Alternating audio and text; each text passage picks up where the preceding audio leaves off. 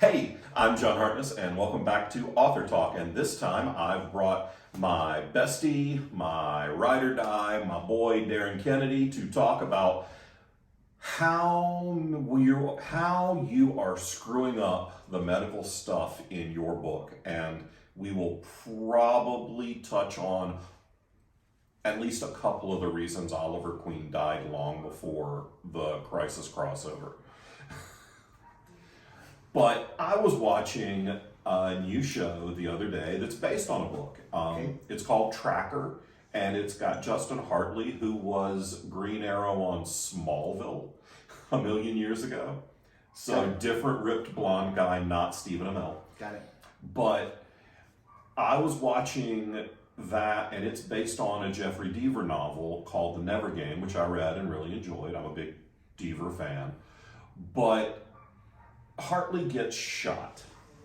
And as happens so often in movies, we see people get shot Right there. right there. So, hey doc, what all's right here? So there's a reason why they always shoot people right here, because theoretically, if it doesn't hit anything too bad, you might be all right and not die. But I don't know that very many people are going to be fully functional after getting shot right here. There's a lot of things that could happen. Your heart is here, which is why they aim here, because they know if you get shot right here, you are probably going to die, either right now or very soon. Unless you're a publisher, which means your heart is shriveled and black and a much smaller target. Unless you have a Grinch experience and it gets the 2 sizes bigger. I've never heard of that in publishing, but I suppose anything could happen. Anything is possible. So one problem right up here is that your lung apex is up to right about here. So if you hit someone medial enough, you're probably going to hit their lung. Really? Your lung goes all the way up here? Yep, your lungs go, I mean, there's a lot of muscles through here, but your lungs are up into here and then down to here, and they actually go further down in your back than they do in the front, because your diaphragm kind of slopes backwards. Okay. I didn't know my lungs were that big. I thought I was just fat. I'm not fat. I'm big lunged. There is that. So if you hit the lung just right, you're going to probably get a tension in the thorax, which means you get progressively shorter breath as your lung collapses and a balloon basically forms around your lung. And Meredith Grey has to stab an ink pen into your side and let the air out like a tiger. Which is actually a true thing that you do. When you do that, actually, you're probably doing what they call a needle decompression, which means you aim right above the third rib, because the blood vessels and nerves go under the rib. So you go to the rib and above, put in an 18 gauge catheter, pull the needle, and the air comes out, and the person will immediately be able to breathe. Now, eventually what you're going to do is put a chest tube in the side, apply it to suction, reinflate the lung. That's a long-term thing. The short-term thing is your football needle, right football here. needle, whatever you got, get air out of there, because what's happening is when you pull in air, the flap opens and pulls air in, but then when you breathe out, the flap closes, and so you're pulling in air with every inhalation, but no air is escaping with every exhalation, so your lung gets progressively smaller, the air around your lung gets progressively bigger, and you can't breathe because air outside your lung doesn't do you any good. Not useful. Kind of like blood outside the body. Also not useful. And not tasty for those of you who are freaky vampire nerds. Got it. So another problem right up here is the blood vessel that takes all the blood to your arm. And then the nerves that come off your cervical spine and run your arm all run right through here. It's a thing called the brachial plexus, which looks kind of like a bunch of intertwined nerves. And if you hit it just right, you end up with your arm no longer doing this, because there is no electrical signal telling it to do anything. Is that why John McCain couldn't lift his arm after he was a POW, or was that like a musculoskeletal? I'm not sure. It could have been a joint injury, it could have been a muscle injury, it could have been a rotator cuff injury, it could have been a nerve injury, it could have been all of the above. I would have to look that one up. I'm going to work under the assumption that since he was a prisoner of war, there were probably multiple bad things going on. I have a feeling that would be what we call multifactorial. So But you yeah, got the brachial plexus. you got the brachial plexus and nerves. You've got your main artery and your main vein that are. And then in the subclavian artery, like Yeah, around here. That's the one. Okay. Yeah, your aorta comes up off your heart, goes down the back, and then your two subclavians come off, and they run down to your arm. So if you hit the subclavian, number one, you're bleeding to death. Number two, your arm is not getting blood supply. And number three, you're going to die in a few minutes if you don't get direct pressure and somebody to get in there and get that bleeding to stop. So if you're going to shoot a character, don't shoot them in the shoulder. If you're going to do it, wing them out here in the deltoid. It's going to hurt like hell, but, and I mean, you could hit right here, miss the brachial plexus. I mean, it happens all the time. You know, people jump off buildings and don't die. Also, I'm just saying that's not the general thing that's going to happen. Also not recommended. Also not recommended. You can like wing them in the deltoid, have like a flesh wound, hit some skin, take out some of their deltoid. They're still going to hurt like hell, but they probably have enough muscle left to do what you need them to do while being in a lot of pain and still needing medical attention later. And also, maybe don't shoot people in the leg, because there are also big arteries running down the leg. Right. That will kill you. Right. All right. So there's... Keep your wounds superficial, unless you want to hurt them significantly, and then in which case, do your research on what happens when you hit that structure. That's kind of the big part of it, though, isn't it? Do your research. Do your research. If you say, I'm going to have somebody jump off a building and land, read several articles on what happens to people when they land after they jump off a building, and what is the survival rate, and what things get broken, and what blood vessels get done, and what does sudden deceleration of the human body do to internal structures. Hint, not good things. That's why Tony Stark, every time he lands, would actually end up with his entire body in his boots. Just saying. Or his boots coming out his ears. One or t'other. You know, yeah. Right. What else you got? So another thing I wanted to chat with you about that I see people screwing up all the time. In addition to being a doctor, you're also a military veteran. Mm-hmm. You were an Army doc. Correct. But as part of being an Army doc, you also qualified with all of the guns that your average captain in the U.S. Army had to know how to fire. 9mm and AR-15, and I have fired a SAW once, and I fired an M60 once, but mainly AR-15 and 9mm. So I see a lot of times the just absolute magic magazines. How long does it really take to blow through the magazine in a machine gun?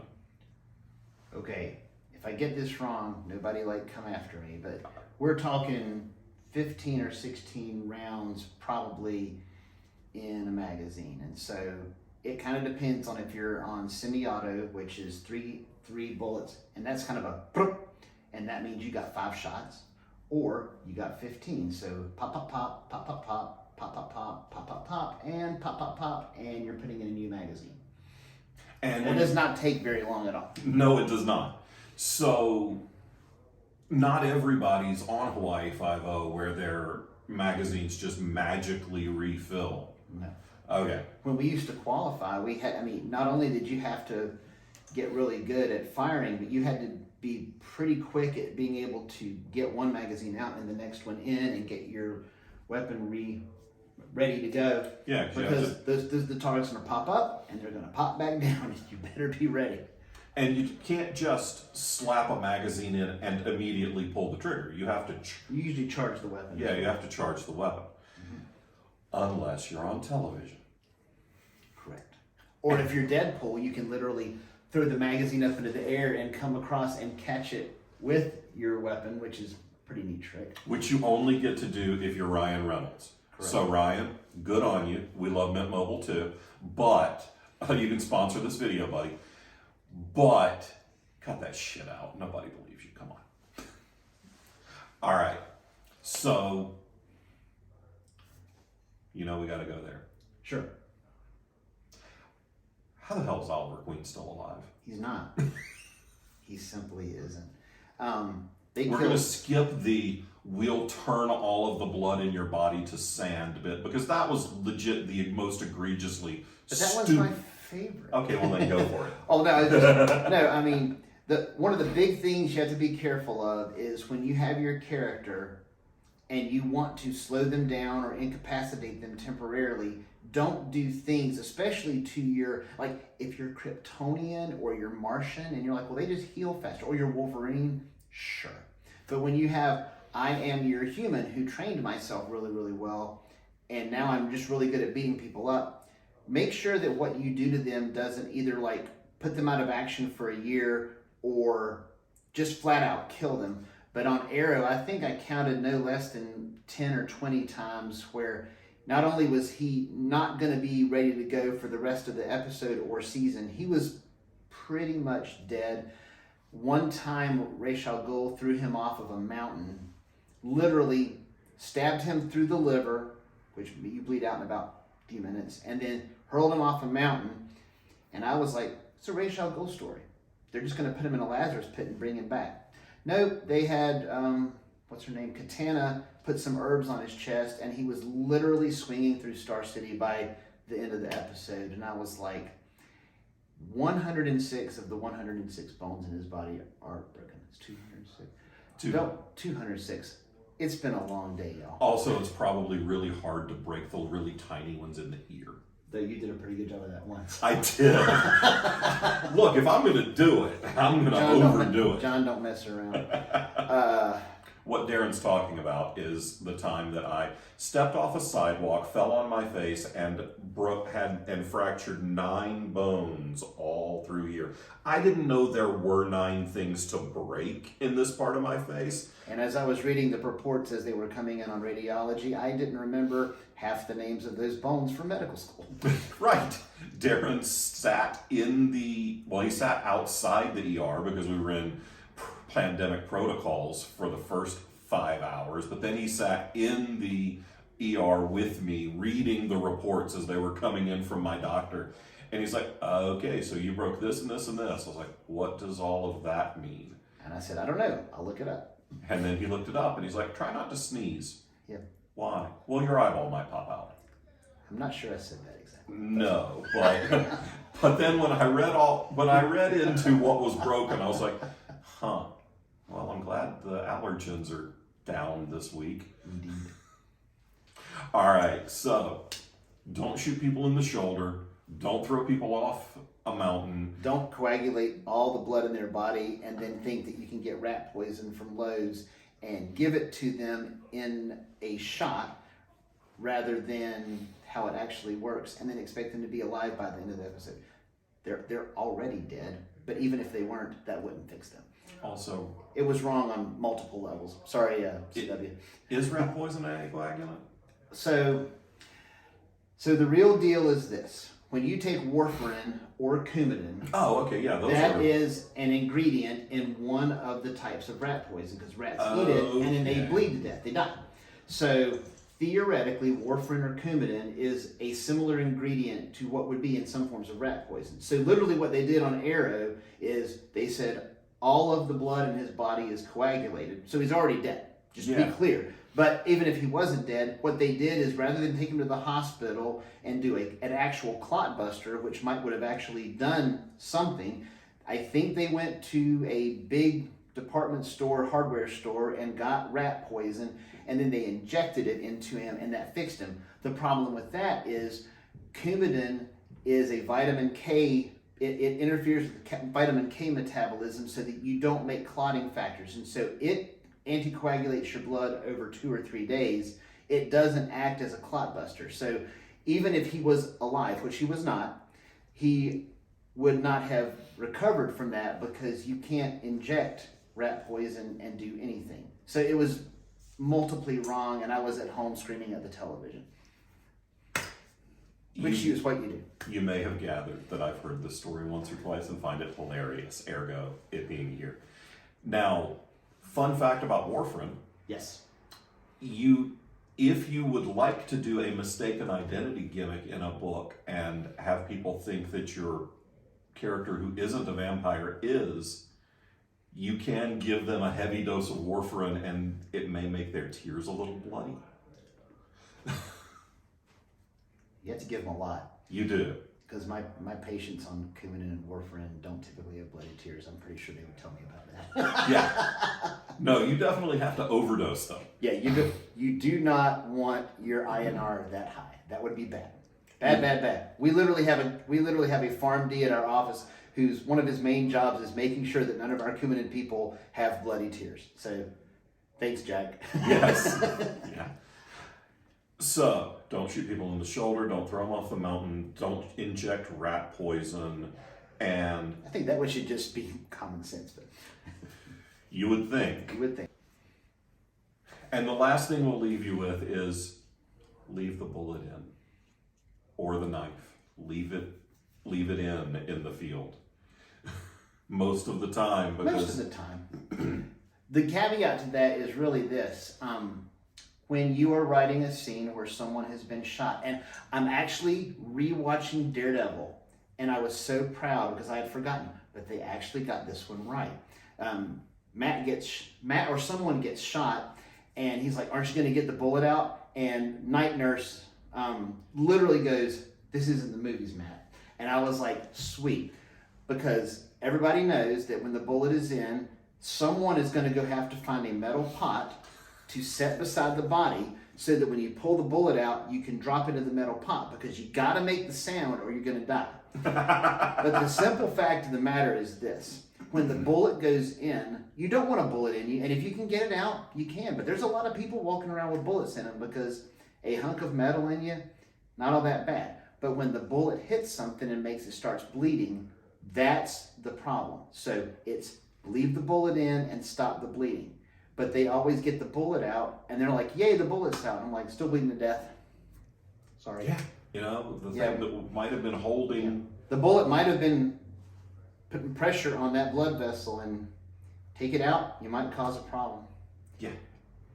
Last but not least, to any agents of Shield watchers, if Both you of get all four of you, if your main character gets shot full of bullet holes and you put them into a hyperbaric chamber, all you have done is made all of the blood that is now outside of her body hyperoxygenated.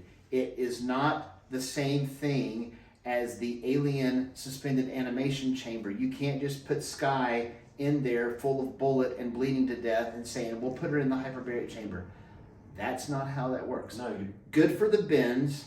that's what I was going to say. Bad for bullets. Good for the bins, bad for bullets. Because I think there might have been a hyperbaric chamber in the Meg, which makes sense because it's an underwater, big giant shark, Jason Statham. Yeah.